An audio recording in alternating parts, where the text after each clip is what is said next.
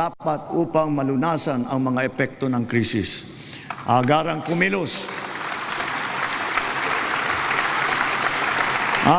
kumilos ang buong pamahalaan upang tumulong sa mamamayan. Sa katunayan, tayo pa ay hinahangaan ngayon dahil sa bilis, liksi at pagiging aktibo ng ating pagtugon. Libuang buwan mula sumiklab ang digmaan, ramdam pa rin natin ang bigat ng mga epekto nito sa ating bansa. Hanggang kailangan, asahan ninyo na hindi titigil ang pagsuporta ng pamahalaan. Naglaan tayo ng mahigit 60 bilyong piso para dito hanggang sa katapusan ng taon.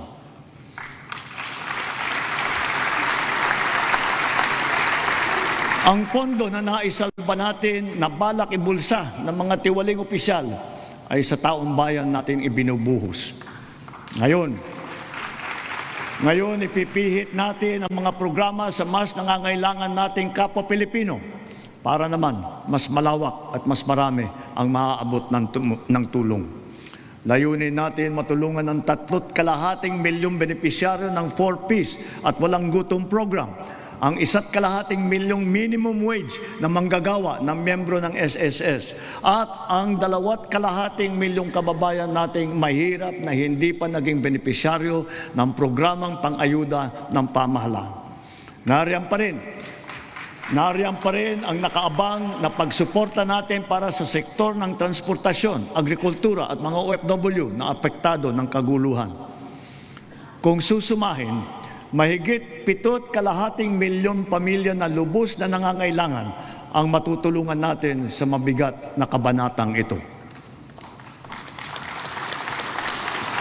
Ngunit, hindi natin kaliligtaan ang ating mga manggagawang Pilipino, lalo na ang mga middle class, pati na ang mga maliliit na negosyo.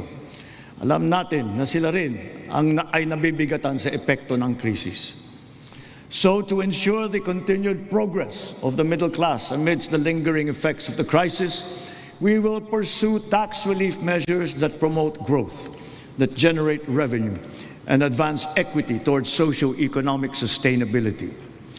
Kaya bilang natatanging proteksyon sa kanila at para mas mapakinabangan nila ang pinaghirapan nilang kita, nananawagan ako sa Kongreso upang maipasa ang batas na magbibigay ng bahagyang ginhawa para sa ating bayaring buwis. Una, palawakin natin ang exemption sa income tax.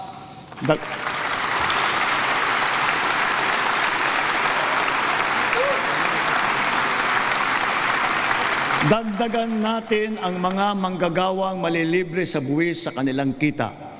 Isasama na natin ang mga kumikita ng hindi lalagpas sa 350,000 pesos kada taon.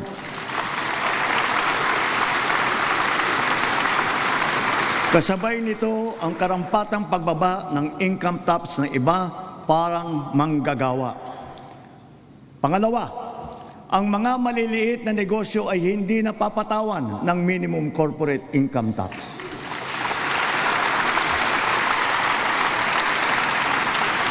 Pangatlo, para mapanatag ang loob ng taong bayan, ang pagbigay ng amnesty para sa mga hindi nabayarang buwis tulad ng income tax, estate at donors tax at value-added tax.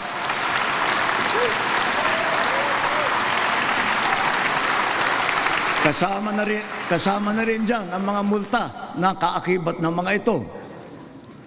Malinaw ang mga leksyon sa atin ng mga nagdaang buwan. Una, ang kahalagahan ng seguridad at katatagan ng bansa pagdating sa enerhiya at sa pagkain, ng ating ugnayan sa ibang bansa at ng bawat mamamayan kahit saan man sila naroroon. Pangalawa, ang abilidad ng pamahalaan na kumilos agad sa angkop at mainam na paraan. At ang ikatlo, ang pagpursigi at pagnatyag ng Pilipino sa kabila ng mga hamong dumadaan. Dala ang mga sariwang leksyon nito, mas maayos at mabilis ang pagresponde natin sa ating mga naging biktima ng sakuna. Tulad sa nangyaring paglindol sa Visayas at Mindanao kamakailan, mahigit 600,000 pamilya ang ating nasakluluhan. Lampas 3 bilyong piso ang ating binuhos para sa agaran tulong sa mga pamilyang lubos na naapektuhan. Ito ay sa pamamagitan ng pagkain, pagpapagamot, tulong pinansyal at pabahay. Unti-unti na rin nating naaayos ang supply ng tubig at kuryente, linya ng komunikasyon at mga daan sa mga apektadong lugar. Hindi lamang minsang paghatid ng tulong ang ating ginagawa. Ang misyon natin ay sila'y muling makabangon at maitaguyod. We have moved on from the reactive approach. Now we are not only proactive, but predictive as well, aided by digital tools. The strategies of public-private supply chains, hubs and spokes, warehousing, automated production, and wide-scale pre-positioning of food and non-food supplies in LGUs have proven their efficacy. We have now established a network consisting of primary disaster resource centers in Luzon, in Visayas, and soon in Mindanao, 15 hubs, 76 spokes, and 919 last-mile facilities across the country, which makes up our nationwide disaster response infrastructure.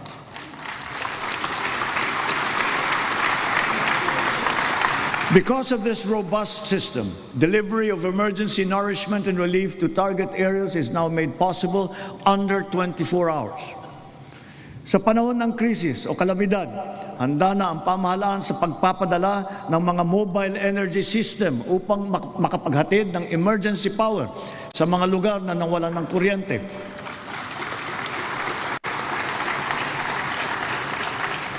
Complementing these are our government emergency communication system and the private sector-led and our first ever satellite-to-mobile service, both of which guarantee uninterrupted telecommunications nationwide in the event of crises and of disasters. At dahil meron na tayong konsepto ng state of imminent disaster, hindi na natin hinihintay na mangyari ang sakuna. Aagapan natin ang paghahanda at pagresponde. And so, taking all these lessons to heart, our overarching mission and all our conscious efforts henceforth must not be to simply uplift, but to ensure security and self-sufficiency of our nation and of our fellow Filipinos. Sa nasaksihan nating pagtaas ng presyo ng petrolyo, maraming kababayan natin ang umasa sa pampublikong sasakyan. Kaya't pinagtutuunan natin na mabuti ang ating mga tren, mga busway, transport hub at integrated terminal at ang pagpapaganda at pagpapalawak ng mga paliparan at pantalan sa buong bansa. Ito ay upang mas malawak at malayo ang naaabot, tumaas ang kapasidad at maging moderno at mas maginhawa ang serbisyo. Halimbawa, sa susunod na taon, ang mga tren ng North-South Commuter Railway ay tatakbo na sa pagitan ng Valenzuela at Malolos. Sisikapin ng DOTR na sa pagtapos ng administrasyong ito, tapos na rin ang railway hanggang sa Clark.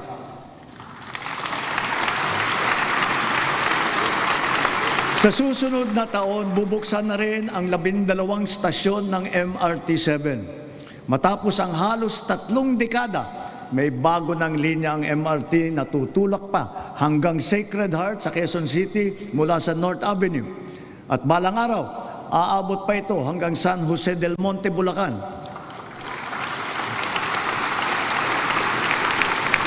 Sadyang napakalaking ginhawa nito sa halos 1 milyon na pasahero bawat araw. Thanks to the recently enacted Accelerated and Reformed Right-of-Way Act, right-of-way issues are now more quickly resolved, removing the biggest choke point in our mass transit development program. Sa kabilang banda, yung unang bahagi ng Cebu Bus Rapid Transit ay bukas na. At yung nasa Ilocos Norte naman ay ating pasisinayaan sa susunod na taon. Ang mga nag-modernize ng mga sasakyan, lalo na ang mga lumipat sa mga hybrid at electric vehicle, ay hindi nakaramdam ng kurot ng pagtaas ng presyo ng petrolyo. Consistent with our clean energy drive, we have encouraged the adoption of electric vehicles. We have removed all tariffs on EVs until 2028 to bring down market prices. And government has also been mandated to prioritize electric vehicles and their refleeting plans. This clean and green policy is two-pronged. It shall also spur growth of our domestic local industries across the EV value chain, specifically those involved in the vehicle assembly and manufacturing of batteries and related spare parts. Mitiin natin na sa pagdating ng 2040, kalahati ng mga sasakyan natin ay EV na. Ang ilang makabagong love bus at ang articulated bus na gagamitin sa Davao City, mga EV na. Ang MB Dalaray naman na pinasayaan natin kamakailan lamang ay isa ring EV na nabuo sa pagtutulungan ng UP at saka ng DOST. Sa darating na panahon, ang ganitong electric ferry boat ang gagamitin sa Pasig River Ferry Service mula Pinagbuhatan sa Pasig hanggang Escolta sa Maynila. Kaya hinihiling ko ang suporta ng buong industriya upang mapaandar na natin sa lalong madaling panahon ang ating minimiting modernisasyon ng mga pampublikong sasakyan. Titiyakin natin na magiging makatao, magaan at makatarungan ang pagpapatupad nito. Tulad ng aking nabanggit, dapat mataas ang kalidad, matibay at maghahatid ng pangmatagalang ginhawa sa taong bayan ang lahat ng pampublikong infrastruktura. Ngayong taon, matatapos na ang bahagi ng South Luzon Expressway TR4 mula sa Santo Tomas City, Batangas, papuntang Tiaong sa Quezon.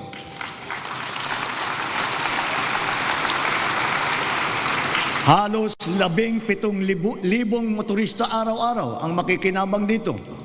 Ang mga nasirang tulay sa San Juanico sa Eastern Visayas, Cabagan, Santa Maria sa Isabela, Pigatan sa Cagayan, Calbigan at Liloan sa Samar at Panuliran sa Iligan ay kaagad nating naayos at ngayon nagagamit na muli.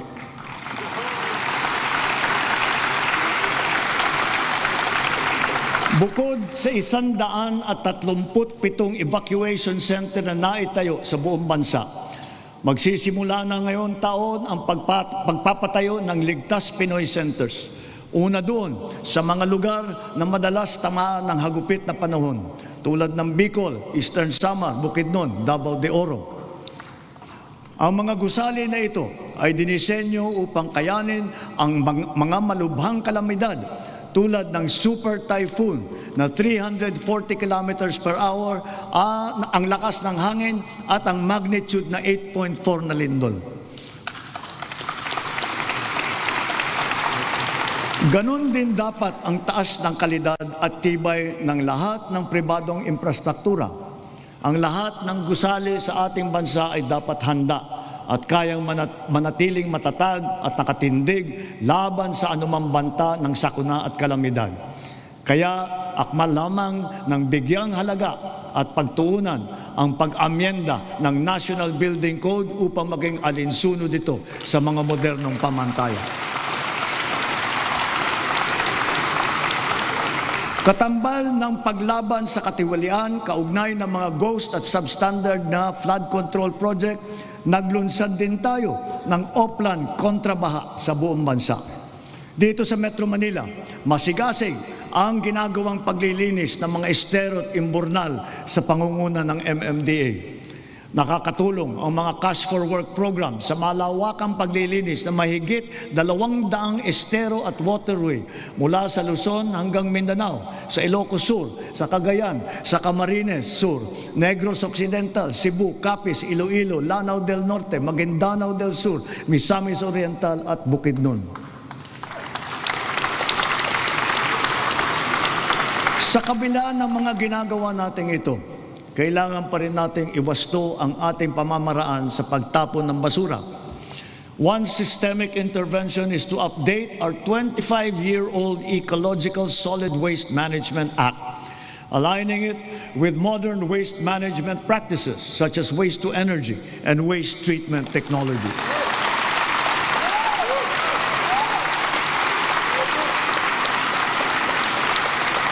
As we recalibrate our solid waste management systems, we can draw inspiration from the solid waste management practices being championed by the MMDA here in Metro Manila, such as waste recovery, processing, upcycling.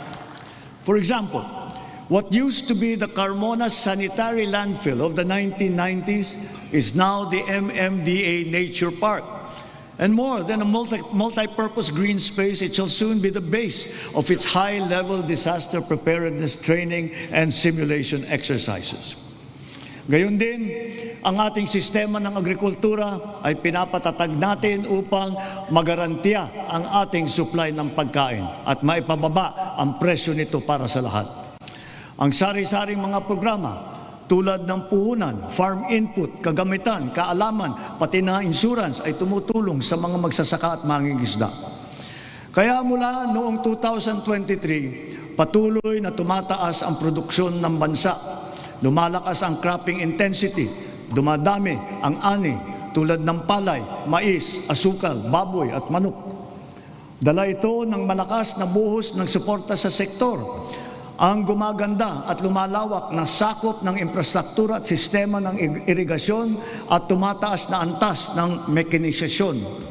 Nagbubuklod na rin ang mga magsasaka at mangingisda at nabibigyan ng makabagong teknolohiya, binhi at mga pasilidad ng kagamitan. Ilan sa mga ito ay ang 145 rice processing system, 3 malaking cold storage facility at halos 40,000 makinarya. Ang mga taniman naman ng niyog ay dumadami at lumalawak din, dala ng ating programa na malawakang pagtatanim sa buong bansa. Nakapagtanim na tayo ng 18 milyong puno at layunin po natin na sa pagkatapos ng administrasyong ito, makakapagtanim tayo ng 100 milyong puno ng niyog sa Pilipinas. Gagarantiyahin ito ang tatag ng ating industriya ng niyog hanggang sa mga susunod na dekada. Ang NFA din ay ngayon may mas malakas na ang kakayahan sa pagbili ng mga ani ng magsasaka sa mas magandang presyo at sa pag-imbak ng buffer stock. Ang mga sari-saring peste at sakit na ay nagbabantang manira ng mga inaasahang magandang kita. Halimbawa rito, ang avian flu at saka yung ASF. Kaya tinitiyak ng DA na ang mga magsasaka ay natututo ng mga makabagong kaalaman at mga mainam na paraan sa pag-iwas at paglaban sa mga ito. Gayunpaman, ang insurance ay nagsisilbing mabisang panangga laban sa pagkalugi dala ng pagkawala o pagkasira sa hindi inaasahang pangyayari. Sa nakalipas na 4 na taon, natulungan ang sektor upang mabawi ang halaga ng pinsala sa hanapbuhay na umabot sa 19 bilyong piso halaga na kabayaran. Ang crop insurance ngayon ay hindi limitado sa mga pananim. Kasama sa saklaw nito ang mga alagang hayop, palaisdaan, mga gamit at pasilidad, pati sasakyan na pang-agrikultura. Meron ding life insurance para sa mismong magsasaka at mangingisda. Papalawigin pa ng Philippine Crop Insurance Corporation at DA ang kaalaman ng mga magsasaka at mangingisda tungkol sa crop insurance. Upang makapagbigay ng kapanatagan sa isipan ng mga benepisyaryo ng agrarian reform, wala tayong tigil sa pamamahagi ng mga titulo sa lupa na ginawad sa kanila. Kaya sa loob ng 4 na taon, lagpas 400,000 titulo na ang suma total ng atin na ipamahagi sa kanila, na may kabuong lawak na mahigit 500,000 hektarya. Tatapusin na natin ang pamamahagi ng mga titulo sa susunod na taon. Marami sa benepisyaryo ang naghintay ng 30 hanggang 60 taon. Ang iba mapalad na nasaksihan ang paglabas ng kanilang titulo. Sa tagal naman ng panahon, yung iba, apo na ang tumanggap. Gayon din, kahalaga sa kanila ang seguridad na hatid ng kalayaan mula sa pagkalubog sa utang. Kaya asahan ninyo, kukumplituhin na natin ngayong taon ang ginagawa natin pagpapawalang bisa ng mga utang ng ating mga benepisyaryo.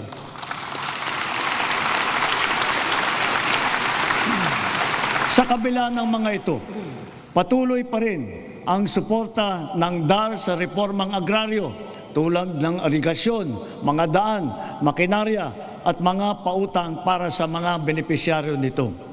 Kaya sinasabi ko, Secretary Conrad, huwag mong munang isipin na pwede ka na mag-retire. Marami ka pang trabaho na gagawin sa DAR. Ang mga nagdaang buwan ay nagpaalala sa atin na kailangan natin paramihin ang pinagkukunan natin ng kuryente. Ito ay isang tanda ng pagiging matatag na bansa.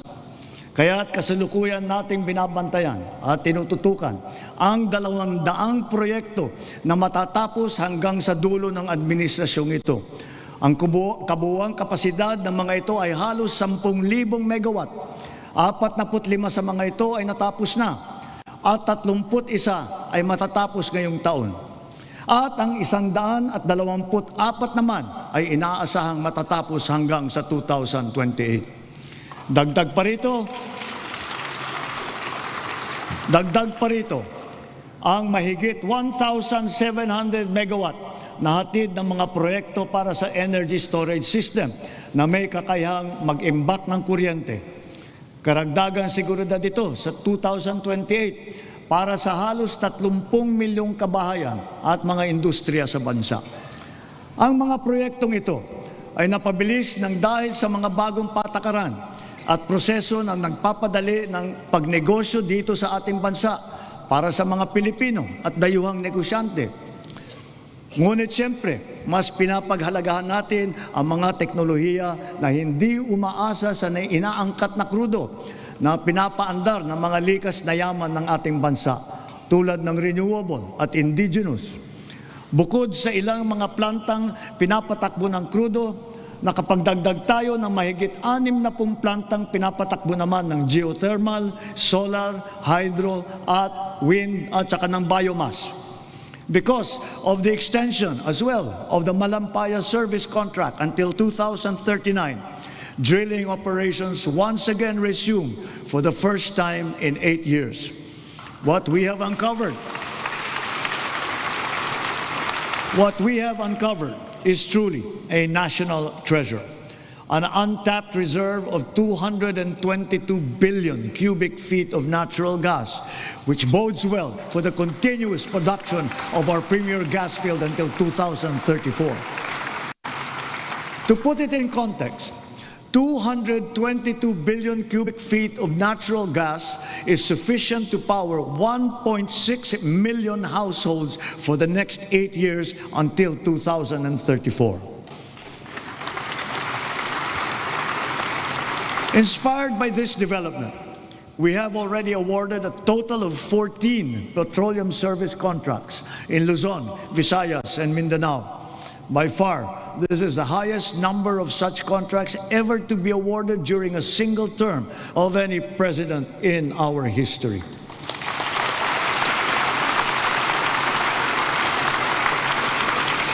Four of the contracts that we have so far awarded are for the production of hydrogen. Hydrogen gas will serve as a backup fuel for our power plants, especially useful for our off-grid areas. It is also touted as the world's clean fuel of the future. 2 of the newly awarded petroleum service contracts are co-managed with the BARM government.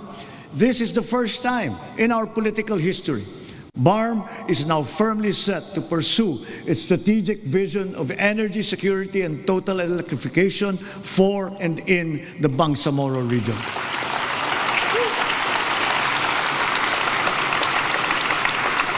Sa kabila ng mga nailatag para sa ating seguridad sa enerhiya, panatag ang aking loob na kaya nating umangat pa. We have begun to embark on the establishment of hydrogen power plants. Multiple projects are now in their pre-developmental stage in Marinduque, in Masbate, Zamboanga, Sibugay, Basilan, and other potential areas. Pushing the envelope further, perhaps it is time for us to revisit nuclear energy production.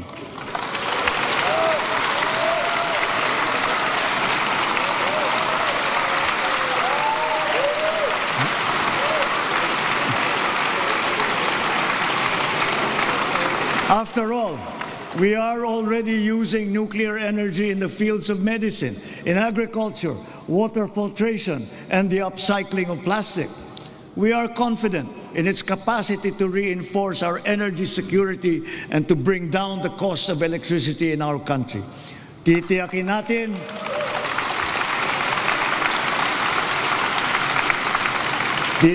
natin ito ay ligtas. Titiyakin din natin may papaliwanag na mabuti sa publiko ang magandang dulot sa atin ng enerhiyang nuklear.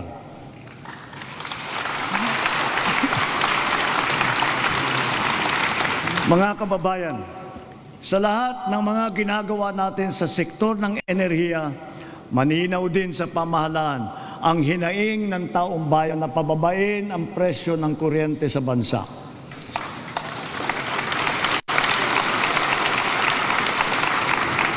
Unang-una, upang maging simple, madali at abot kaya ang pagpapakabit ng solar panel at battery storage system sa kanilang mga bahay, hinihiling ko ang tulong ng Kongreso na maipasa na ang Sariling Kuryente Act.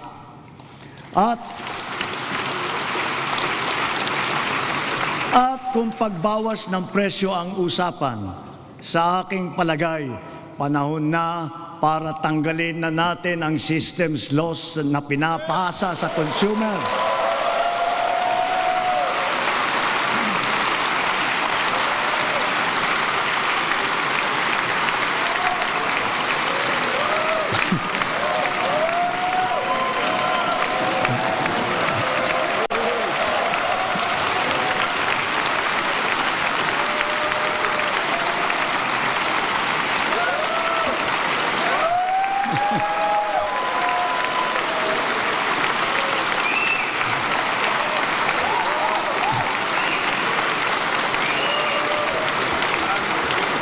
Pinapasa ito sa consumer at kinakarga sa bill na pinapatungan pa ng value-added tax. Hindi naman kasalanan ng consumer kung bakit nagkaroon ng systems loss. Kaya hindi naman tama na kailangan sila pa ang pagbabayarin dito. Therefore, we, the people, we demand for the immediate amendment of the EPIRA and to prohibit charging systems laws against consumers, including the value-added tax thereon.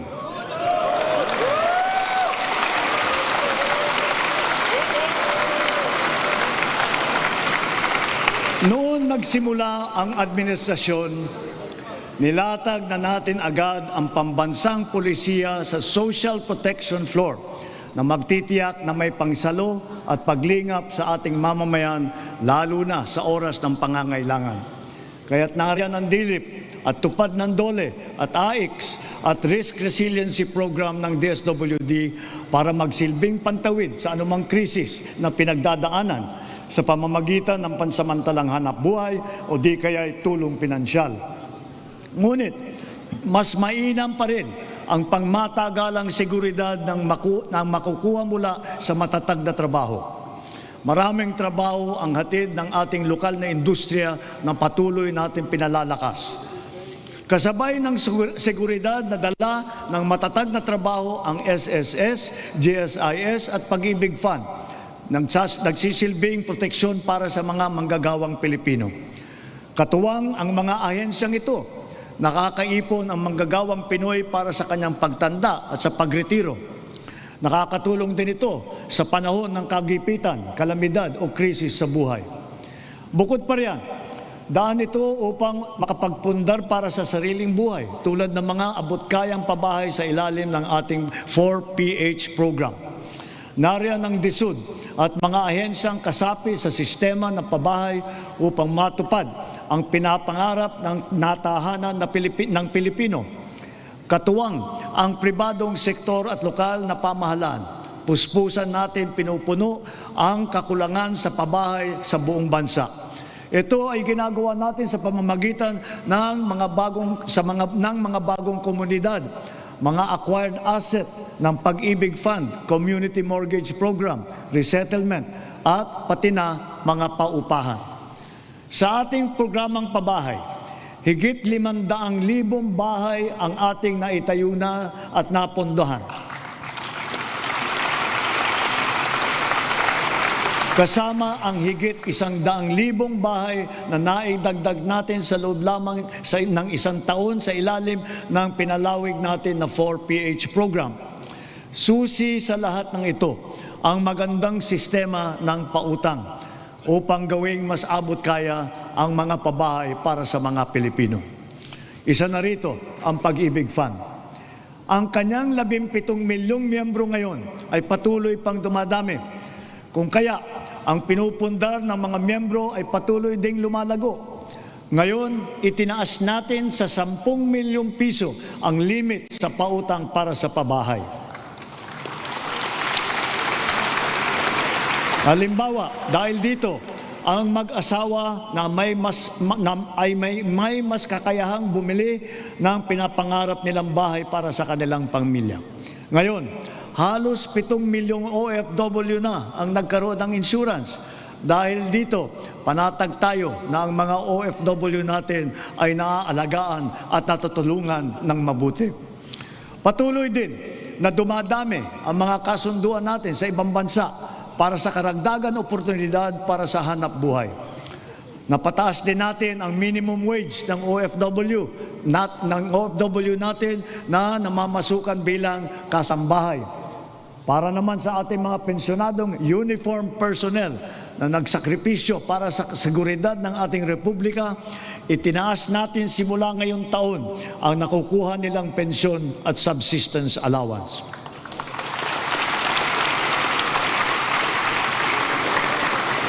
Bilang dagdag tulong naman sa mga pensyonado ng SSS, pinaaga natin ang 10% pagtaas ng kanilang pensyon simula Hunyo na dapat sana ay nakatakda pa sa Setyembre.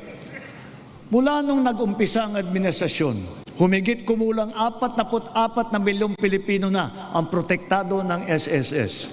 Mahigit 80,000 sa kanila ay mga tsuper, mga tindero, tendera, gig worker, mga job order at contract of service at iba pang mga nasa informal na sektor. Ang mga contract of service at job order ng pamahalaan, ipinagpatuloy natin ang kanilang mga serbisyo. Naglaan pa tayo ng karagdagang sahod para sa kanilang paghulog sa SSS, Pag-ibig at PhilHealth bukod sa iba pang mga benepisyo. Misyon natin na mas marami pang Pilipino ang makakasapi sa SSS, lalo na ang informal na sektor at mga self-employed na tulad nila. Kaya nananawagan ako sa buong sambayanan, huwag natin ipagwalang bahala ang seguridad na handog ng SSS, pati na ang Pag-ibig Fund. Tiyakin po natin na ang wasto at buwanang paghulog para sa ikabubuti ng ating mga kinabukasan. Maganda ring balita na dumadami sa ating mga kababayan ang kumukuha ng insurance at pre-need mula sa pribadong sektor. Mainam din itong pagpundar para sa kinabukasan. Ito ay para sa lahat ng Pilipino. Ginawa rin itong mas abot kaya dahil sa mga micro-insurance plan. Ngayon na nasa merkado, ito yung mga rehistrado at lehitimo. At mas maganda rin balita sa ating kabataan. Sa kanilang murang edad ay nagbubukas na ng mga account sa bangko o kaya sa digital payment app. Hikayatin at turuan natin silang mag-impok at magpundar para sa kanilang kinabukasan. Gayunpaman, edukasyon pa rin ang siyang pangunahin nagtataguyod ng kakayahan. Kung kaya ito ang nangunguna sa listahan ng administrasyong ito.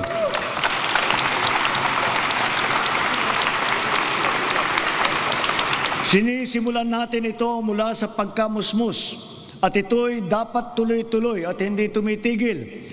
Kaya dapat nakakintal sa puso't isipan ng mga Pilipino ang lifelong learning at continuous self-improvement. Ang nagdaang mga buwan ay nagpaalala sa atin na mahalaga ang reskilling at upskilling ng ating mga manggagawa. Napatunayan natin ang kakayahan ng mga senior high school graduate natin. Sa mga isinagawa nating bagong Pilipinas Servicio Fair nitong Marso, mahigit 1,200 senior graduate ang naging hired on the spot. Maaari na rin sila ngayon mag-apply para sa mga bakanteng unang baitang na posisyon sa pamahalaan. Ngunit, patuloy pa rin natin pinalalakas ang curriculum ng senior high upang lalong maihanda ang estudyante para sa tunay na mundo. Pinaigting ang work immersion para maranasan nila ng personal ang paghahanap buhay sa kanilang gustong larangan. Panatag ang ating loob sa edukasyon pagkatapos ng senior high dahil sa patuloy na pagtaas ng kalidad ng kolehiyo sa ating bansa. Noong 2022, ang mga kolehiyo natin na pumasok sa World University Rankings for Innovation ay 12 lamang. Patuloy po nating ipinataas ito bawat taon. Ngayon, 140 kolehiyo na ang pumasok na sa World University Rankings. At lagpas kalahati sa kanila ay state at local universities and colleges kung saan libre ang matrikula.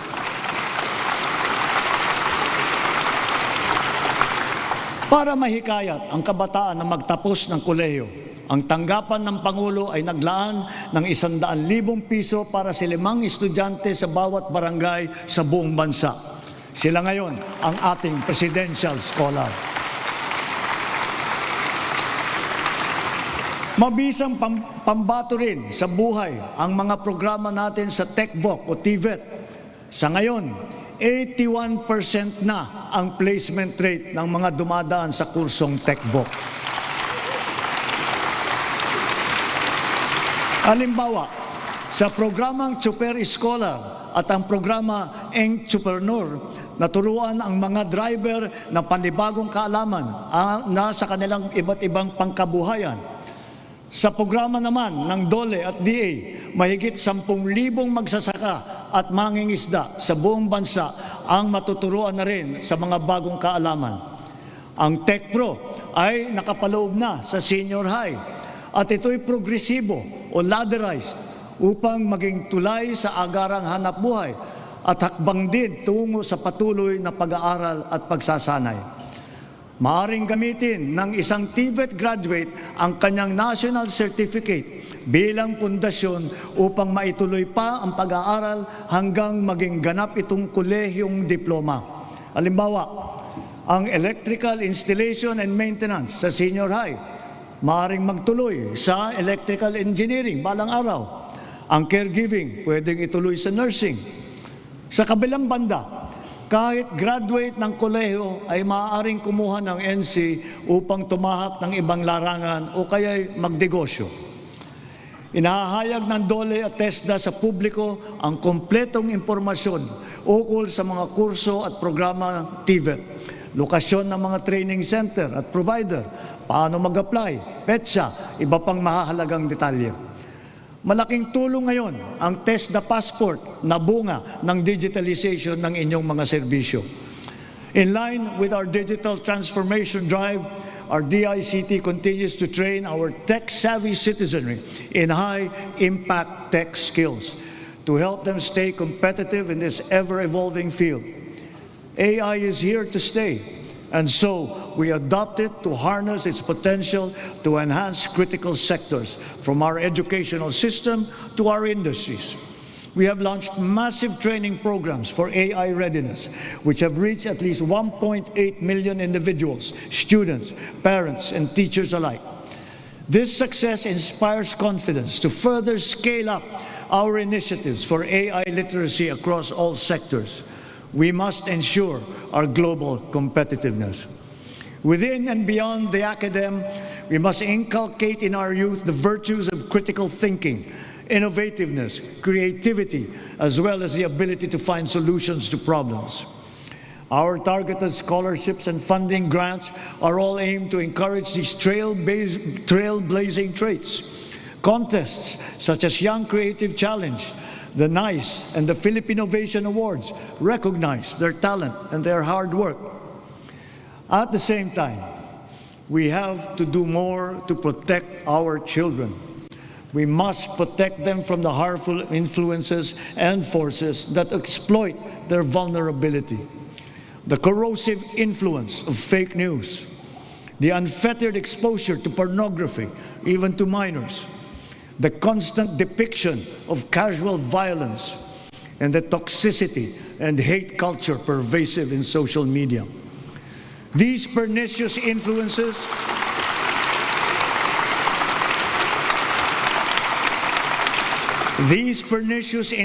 lead to issues of their mental health, rise in teenage pregnancies and HIV/AIDS cases, and other extremely harmful consequences. We must all assume a community responsibility for our young people's protection. Ang mga nasawi na ating mag-aaral kamakailan, dala ng karahasan at kapabayaan, ay nag-iwan ng malaking puwang sa kanilang pamilya at mapait na aral din para sa ating lahat. Sa mga magulang at kaanak ng mga nasawit at nasaktan dahil sa nangyaring karahasan sa mga paaralan, tanggapin po ninyo ang aming taimtim na pakikiramay. To the parents of Chris Lawrence Fabian, Joyancy Separa, and Ayesa Nicole Dazo, we are all so very proud of the unflinching bravery and heroic virtue that you have instilled in your children. They are an inspiration to us all. Their courage and their selflessness, true Filipino qualities, are the virtues that these trying times call for. Kailangang mamulat ang buong lipunan at akuin ang responsibilidad. Pag-ibayuhin natin ang ating paggabay at pag-aruga sa ating mga kabataan. Magkakasama tayong lahat sa misyong ito. Ang pamahalaan, pamilya, paaralan, simbahan, industriya, komunidad. Tatayo ang paaralan bilang pangalawang tahanan para sa kanila. Kaya hinahanda natin ang mga pampublikong paaralan upang tanggapin sila ng bukas palad. Ngayong school year, tuloy ang ating school-based feeding program bilang mabisang suporta sa pag-aaral. Sa programang ito, mapapakain natin ang mahigit 4.5 milyong kinder at grade 1 at mga mag-aaral na grade 2 at pataas na mga lubos na nangangailangan ng nutrisyon. Magtutulungan ang lokal na pamahalaan, ang barangay, PNP, DepEd upang palakasin ang seguridad sa paaralan. Siniguro ng DepEd na nakahanda, gumagana at alam ng lahat ang mga mekanismo at proseso sa pag-ulat, sa pagtugon sa mga insidente ng bullying, pati na sa mga iba't ibang emergency. Hindi inahanda rin natin ang ating mga principal at guro upang mamagitan sa pag-ayos ng anumang hindi pagkakaintindihan ng mga estudyante. Sa tulong ng unang batch ng 10,000 school counselor associates na ipapasok natin sa mga pampublikong paaralan, ang mga anak natin ay meron ng malalapitan para sa angkop na payo sa anumang mabigat na pinagdadaanan sa kanilang isipan.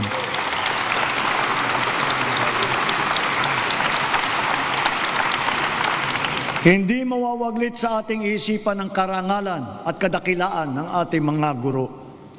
Pinangako ko noong nakalipas na SONA na walang magre-retirong guro na Teacher 1. Ngayon, mahigit 80,000 guro at school head sa pampublikong paaralan ang na-promote gawa ng ating expanded career progression. Nagkaroon na rin ng mahigit 30,000 karagdagang posisyon para lumakas ang puwersa ng mga guro. To facilitate effective instruction, we also continue to provide them with helpful and innovating teaching aids such as smart TVs, laptops, tablets, free mobile data, even lapel microphones.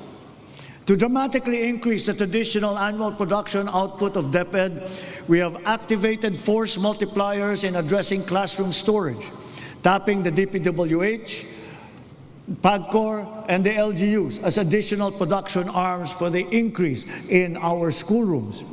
For its part, the private sector also will construct its initial share of more than 16,000 classrooms in Luzon by way of PPPs. Additional PPPs with higher production targets will soon follow for the Visayas and Mindanao. Kapag may nagkasakit sa pamilya, tila krisis ang tumama. Sa mahal ng pagpapagamot, kaya nitong simutin ang kita o ipon ng isang pamilya. Kaya malusog na pamumuhay ang ating pangunahing isinusulong. Kumpletong bakuna, maayos na nutrisyon, regular na ehersisyo at pag-iwas sa masamang bisyo at mapanganib na gawain. Mahalaga rin ang ating sports. Itinaas natin ng triple ang suporta natin dito. Hindi lamang dahil sa aliw na hatid nito, kundi para sa kalusugan. Sa nag-uumapaw nating suporta kay Alex Eala, sana ay marami ang maengganyo para matuto at maglaro hindi lamang ng tennis, kundi ng ibang sport pa.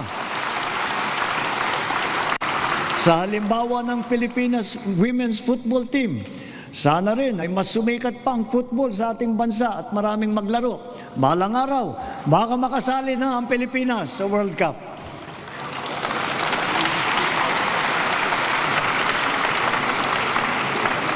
Ang ating sistema ng universal healthcare ay ang pangunahing seguridad sa kalusugan ng bawat Pilipino, katuwang ang DOH at saka ang PhilHealth. Daig ng maagap ang masipag. Ito ang layunin ng ating YAKAP program.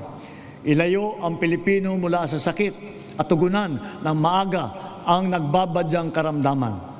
Sa taong ito, 4.5 milyon na ang nakapagpatingin mula sa 25 milyong Pilipino nakarehistro sa programang ito. Hangad natin, mas maraming klinika pa ang makakasapi sa YAKAP upang mas marami pa ang pagpipilian ng ating mga mamamayan. Sa kaugnay nitong gamot program, ang membro ng PhilHealth ay makakakuha ng kailangang gamot mula sa mahigit 2,000 accredited na provider. Ang bawat membro ay may benefit limit pa na 20,000 piso kada taon. Ngayon, 75 na ang makakalagang gamot na kasama sa listahan ng programang ito. Meron diyang antibiotic, laban sa asma, alta presyon, kolesterol, para sa diabetes, sa ubo, lagnat at iba pang mga sakit na kadalasang nararamdaman. Sa 7 buwan ng taong ito, mahigit 300,000 kababayan natin ang nakinabang dito. Bukod sa programang ito ng PhilHealth, ang bilang ng mga gamot na tinanggalan natin ng value-added tax ay umabot na sa mahigit 2,000. Mahigit 700 dito ay laban sa cancer, mahigit 500 ay para sa alta presyon, mahigit 600 naman ay laban sa diabetes at para rin sa mental health. Sa buwis na ito na ating tinanggal, ang side effect dyan ay mas mababang presyo nito sa butika.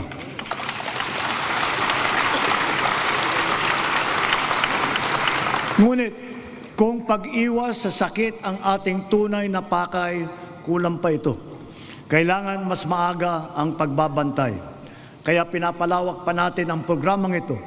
Sa susunod na taon, unti-unti nating isasama ang iba't ibang uri ng blood test at gamot upang mas maagang matukoy at mabantayan ang posibleng sakit sa bato, atay, thyroid at hepatitis B. Nariyan pa rin ang malaking suporta ng PhilHealth kung kailangan talagang magtungo sa pagamutan. Patuloy na pinaparami ng PhilHealth ang sakop nitong mga sakit, kondisyon at serbisyo. At itinaas din nito ang limit upang matiyak na sumasabay ito sa pagtaas ng presyo. Pinahahalagahan ng PhilHealth ang mga laganap at malubhang mga karamdaman tulad ng cancer at sakit sa puso. Kasama na rin ngayon ang pagpapagamot ng HIV/AIDS upang makatulong sa pagpigil na dumadaming mga kaso dito sa bansa. Pati na rin ang TB na kumikitil ng halos 100 buhay bawat araw dito sa atin. Para mapaganda pa ang suporta natin sa mga batang may developmental disabilities, dodoblehin natin ang PhilHealth package para sa pagpapatingin sa therapy.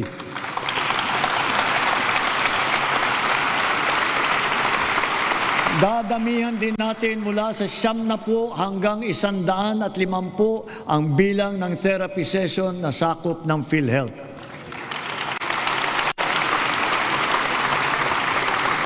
Nakaantabay din para sa kanila ang Project Aruga ng DSWD para sa karagdagang tulong pinansyal. Mula sa lagpas 5 milyong pamilyang Pilipino na gumagamit ng PhilHealth noong 2022, umabot na sa mahigit 7.5 milyong pamilya ang nakatamasa ng mga benepisyo ng PhilHealth nitong nakalipas na taon. Lahat ng ito ay gawa ng ating masigasig na paghikayat, maayos na proseso ng pagrehistro at mas pinabilis pang pagbayad sa mga ospital at healthcare providers. At mula nung inilunsad matapos ng huling SONA, halos 3 milyon ng kapwa natin ang walang binayaran kahit 5 sa kanilang pagpapagamot gawa ng ating zero balance billing sa mga ward ng ospital ng DOH.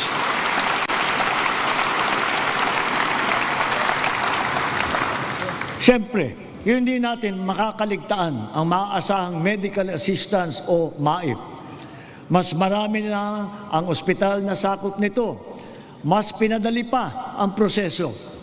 At ngayon, may e-MAIP na sa mga ospital ng DOH, online at kasama sa ating eGov app. 2 na lang ang requirement. Wala na ring GLGL, kaya hindi na kailangan pumila o magmakaawa pa sa sino mang politiko.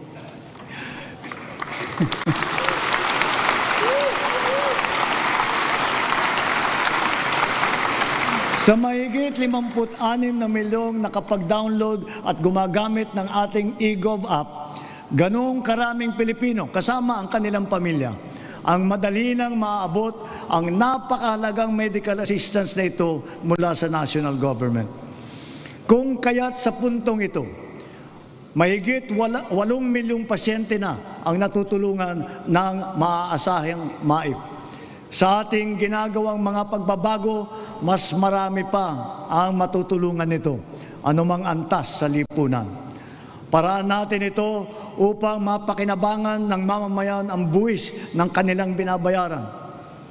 Malaking bahagi ng naisalba nating pondo mula sa korupsyon sa flood control project, binuhos po natin sa edukasyon, sa pagkain, sa DOH, PhilHealth at sa MAIP. Para talagang makatulong, makapagpagaling at makapagpalakas ng katawan ng Pilipino. Patuloy pa nating inaayos ang sistema ng mga ospital at mga pasilidad sa bansa, kasama ang mga bukas at mga specialty center. Mayroon din valor clinics na tanging para naman sa ating mga veterano at kanilang pamilya. At magsisimula na rin tayong iguhit ang plano para sa makapagtayo ng isang Virology and Vaccine Institute dito sa ating bansa.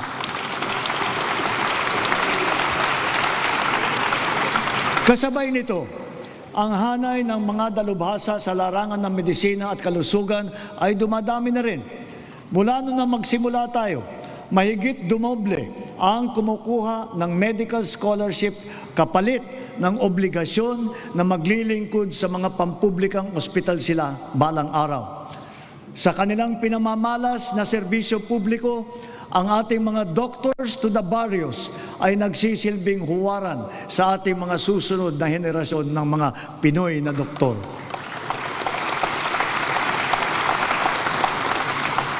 As we have witnessed and proven during this difficult period, our strong foreign relations have earned us incalculable dividends.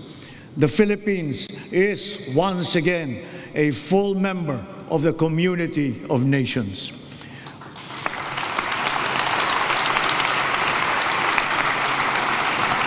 Our vigilant trade facilitation efforts have resulted in integrating our country into the international free trade network that is the widest and most active one that we have ever had in our history. It has yielded transformative economic agreements such as the Regional Comprehensive Economic Partnership. And now, we are set to seal yet another promising comprehensive economic partnership agreement, this time with the United Arab Emirates. Because of these international engagements, the Philippines now has 23 free trade agreements in force or under active negotiations with other countries. Our exports have grown. They have continued to grow, reflecting high productivity and the increasing competitiveness of our products and services in the international trade market. It now behooves us to reinforce our strengths, enhance our comparative advantage, and diversify our portfolio.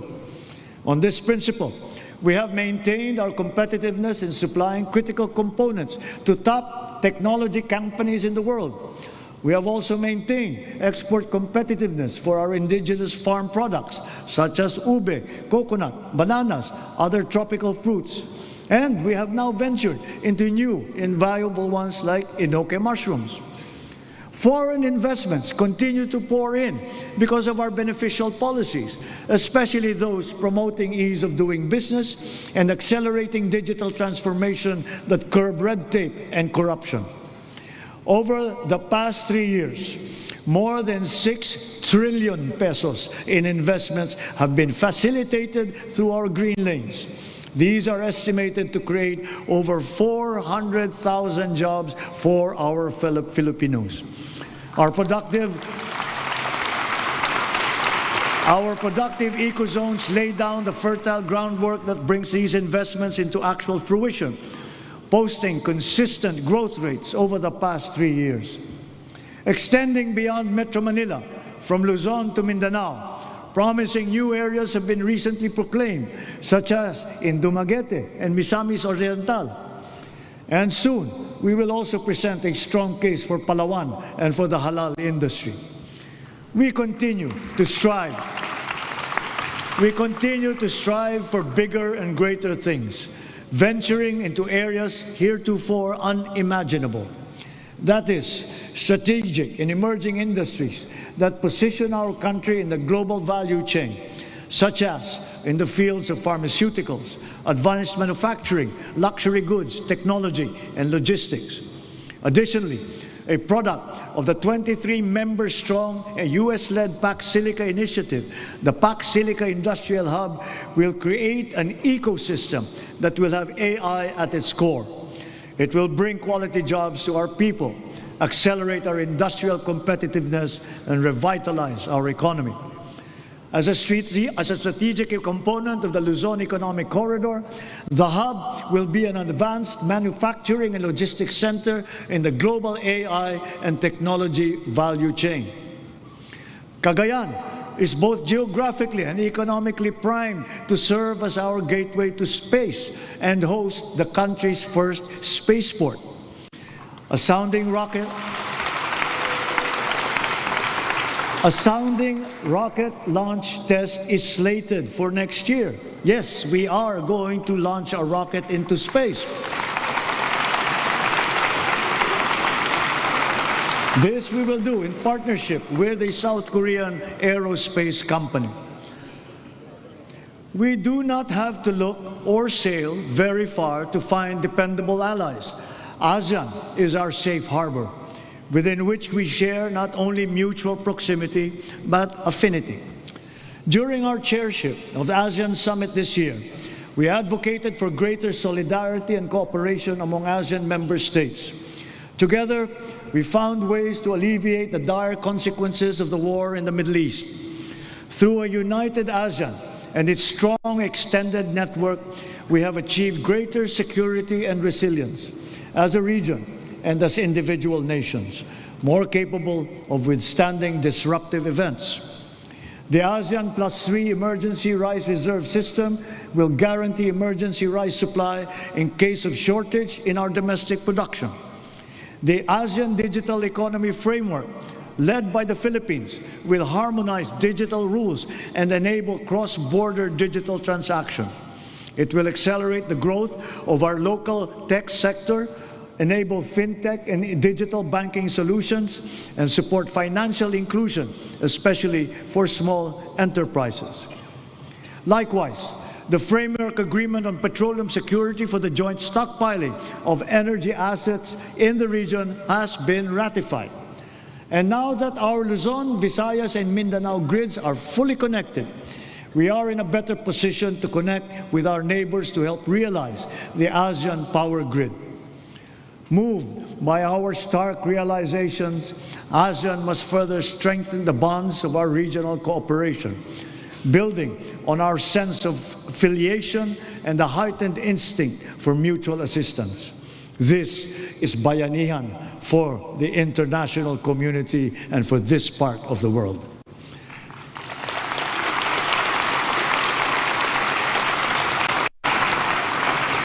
And more significantly, we in ASEAN, joined by the entirety of Filipinos who by nature are peace-loving, re-echo our unified appeal for an end to violent conflict.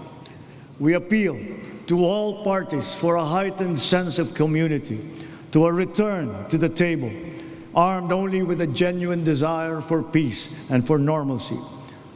True diplomacy builds, violent conflict only destroys. Peace and order are the foundations of security for our country, for our region, for the world. A long but worthwhile 15 years since its signing, we are now ready to formalize a historic completion of the government's peace pact with the CBA-CPLA. And in accordance with the Republic Act number 12317, the BARM electorate is now poised to partake in BARM's first regular parliamentary election.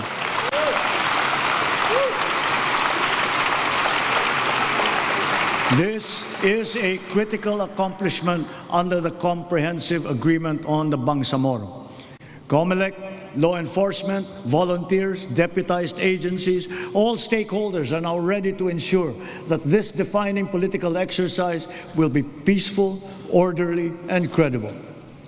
May these inspiring developments strengthen our collective belief in the unity and indivisibility of the Filipino nation amidst our individual diversity.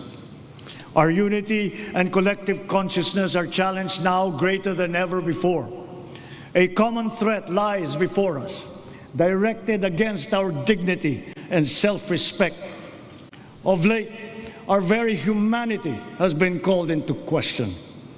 Let me remind our friends and our detractors, Filipinos are a noble, kind, gracious, and great race. We are not greedy, we are not racists, we are not liars.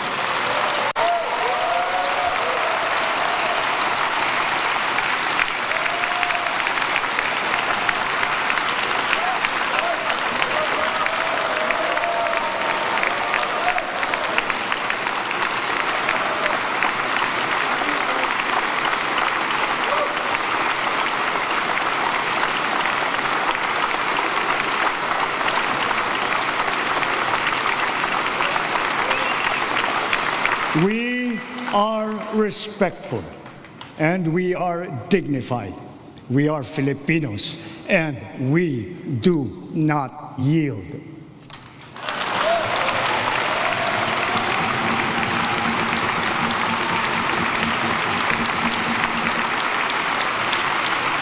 Just recently, we celebrated the 10th anniversary of the final and binding 2016 Arbitral Award, which stands as a definite benchmark for the interpretation and application of the UNCLOS. This is not a claim that we advance alone, nor is it one that we will abandon. Your government will do all that is necessary to continue upholding this award, utilizing every peaceful and legal means available to the Republic against any attempt, foreign or domestic, to undermine this achievement. We give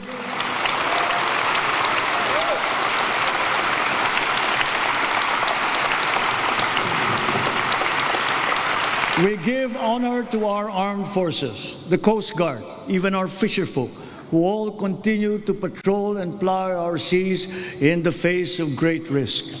To them, we owe collective gratitude and appreciation, for it is they who give life to the letter and spirit of the Arbitral Award.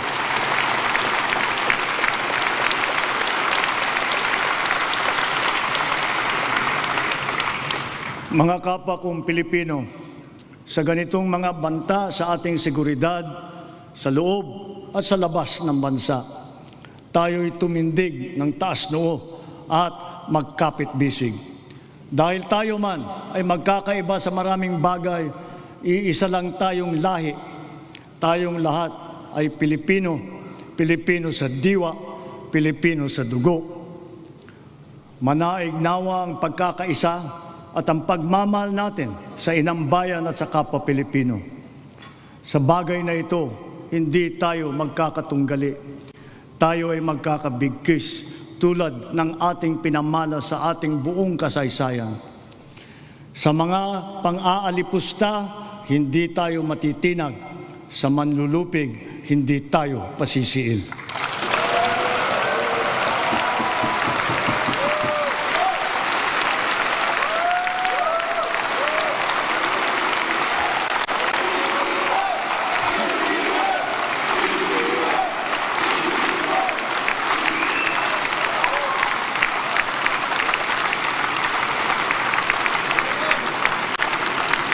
Sa nalalabing 2 taon ng administrasyon, tatapusin natin ang mga nasimulan at tutuparin ang ating pangako sa sambayanan. My beloved countrymen, let us continue the work that we have started to make the Philippines the country that Filipinos deserve. There is no nobler cause than this. We do this for our children. We do this for our future. We can but do this because we love our country and we love our people. Maraming salamat po. Magandang gabi po. Mabuhay ang Pilipinas!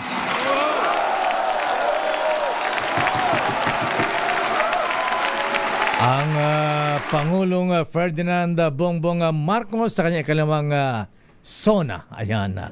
Kayo ba ay natuwa o hindi? Alamin natin muna ang report mula kay Aris number 14, Let Narciso. Miss Let. Ayan, Lakay, narinig na natin ang talumpati ni Pangulong Marcos sa kanyang ikalimang State of the Nation address.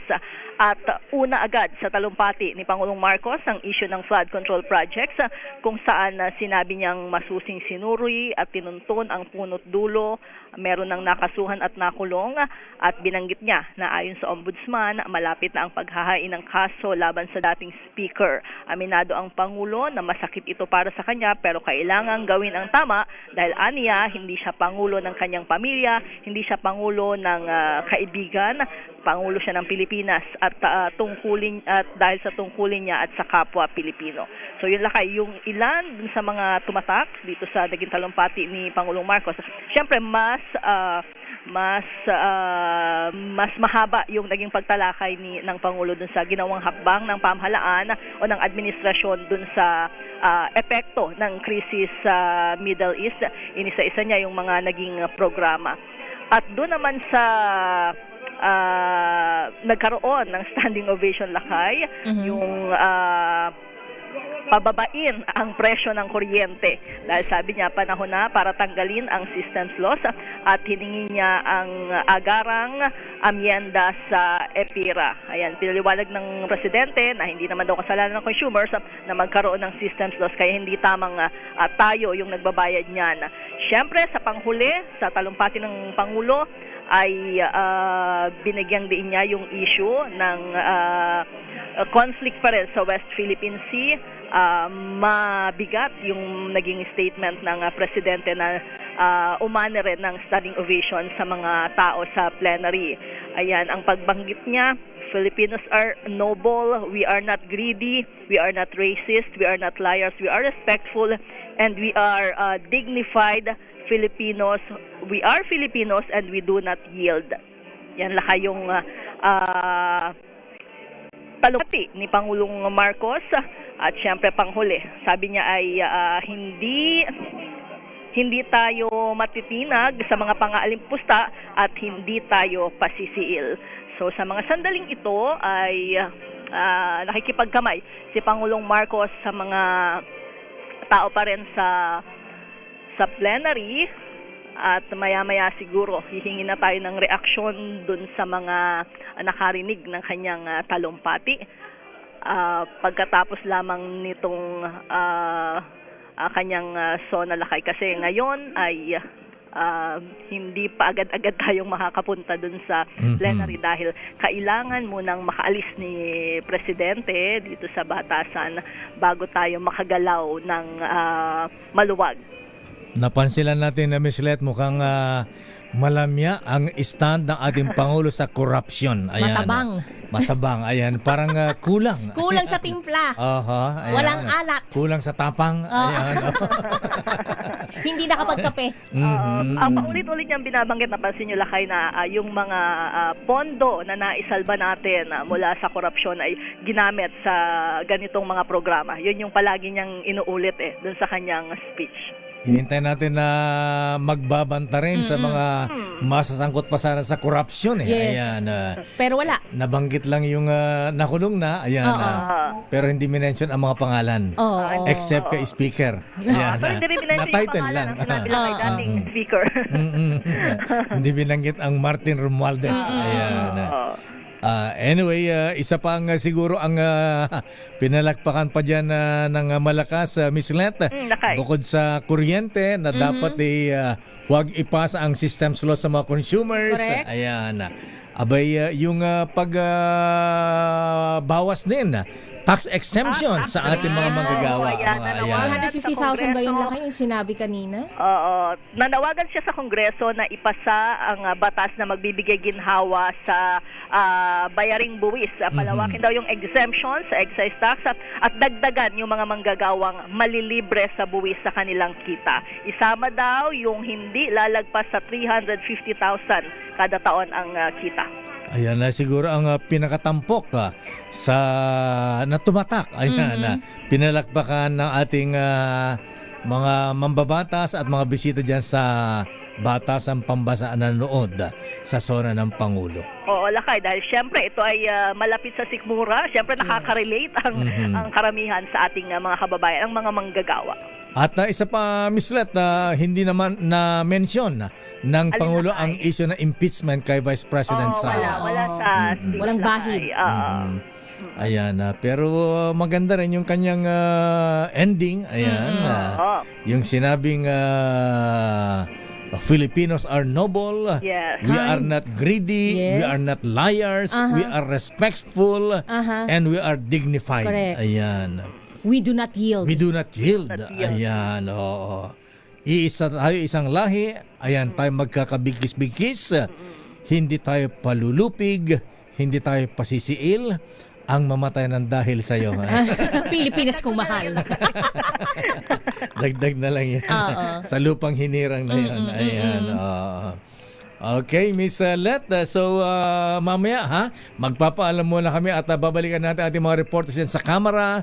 Standby muna at ayan, papalit sa amin si Karen Oyong at Henry Uri. At sa ating pagbabalik, ang reaksyon ng mga nakarinig sa SONA ng Presidente. Sila ba ay natuwa? Ayan, nakulangan? Nangiwi?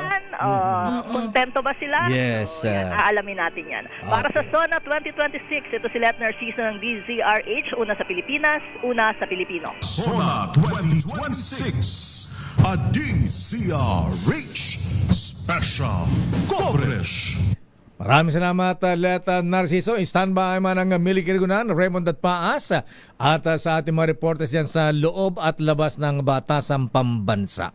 Ilang oras ba? Ayan. 1 hour 30 minutes lang. 1 hour 30 minutes ba? Eksakto? Ayan. Parang oo. Kung meron mang labis, mga 2 to 3 minutes. At ilang applause? May 90 ba? Ayan. Parang nawala na yung aking... applause meter. ang aking score. Ayan. Anyway, babalikan natin yan. At pansamantala po magpapaalam.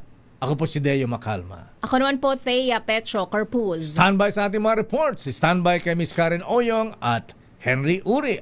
At ngayon ay papalabas na ang Pangulong Marcos sa Batasang Pambansa at patuloy siyang nakipagkamay-lakay. Pagkamay sa mga pati mga opisyal, security nakakasalubong niya lang dyan sa Batasang Pambansa. Yes. Ayan, kasama niya si Speaker Boji D.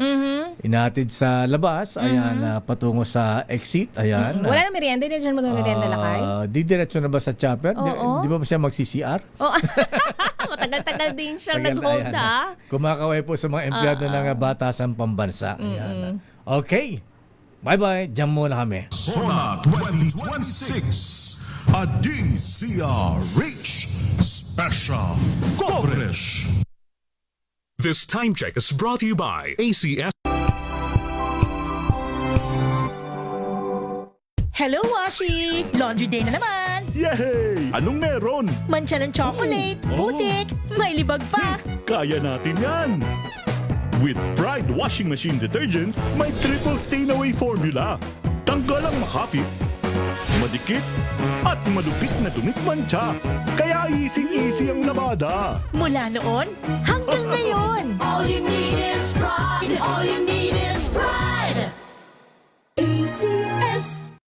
Maulan man, no worries na amoy kulong ang damit. Charm, Fab, Con, bangong kumakabloom, tanggal amoy kulog sa bango ng charm! Kaya gamit ko, Charm Fab Con with Bloom Fresh Technology. Kills 99.9% of kulob-causing bacteria.